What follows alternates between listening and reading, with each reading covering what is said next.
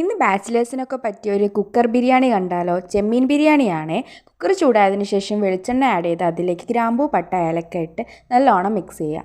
ഇതിലേക്ക് ചതച്ച് വെച്ച ഇഞ്ചി, വെളുത്തുള്ളി, പച്ചമുളക് പേസ്റ്റ് ഇട്ടതിന് ശേഷം പച്ചമണം മാറുന്നവരെ വഴറ്റിയെടുക്കണം. ഇതിലേക്ക് മുറിച്ച് വെച്ച തക്കാളിയും ഉള്ളിയും കൂടെ ആഡ് ചെയ്ത് കുറച്ച് ഉപ്പും കൂടെ ആഡ് ചെയ്ത് നല്ലോണം വഴറ്റിയെടുക്കാം.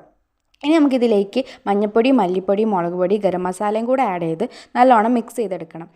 വേറൊരു പാൻ എടുത്ത് അതിലേക്ക് കുറച്ച് വെളിച്ചെണ്ണ ആഡ് ചെയ്ത് മസാല തേച്ച് വെച്ച് ചെമ്മീനും കൂടെ ആഡ് ചെയ്ത് നല്ലോണം ഫ്രൈ ചെയ്തെടുക്കാം. ഈ ഫ്രൈ ചെയ്ത ചെമ്മീനെ നേരത്തെ ഉണ്ടാക്കി വെച്ച മസാലയിലേക്ക് ആഡ് ചെയ്ത് അതിലേക്ക് കുറച്ച് തൈരും മല്ലിച്ചപ്പും കൂടെ ആഡ് ചെയ്ത് നല്ലോണം വഴറ്റിയെടുക്കാം.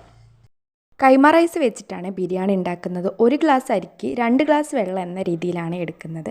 അപ്പോൾ റൈസ് ആഡ് ചെയ്തതിന് ശേഷം അതിലേക്ക് വെള്ളവും കൂടെ ആഡ് ചെയ്യാം. ഇതിലേക്ക് നമ്മളൊരു ഹാഫ് ലെമണും അതുപോലെ തന്നെ ഫ്രൈഡ് ഓനിയനും കൂടെ ആഡ് ചെയ്തിട്ട് കുക്കർ നല്ലോണം അടച്ച് വെച്ച് 1 വിസിൽ വരുന്നത് വരെ വെയിറ്റ് ചെയ്താൽ നമ്മുടെ ഈസി കുക്കർ ബിരിയാണി ഇവിടെ റെഡി ആയി കഴിഞ്ഞ്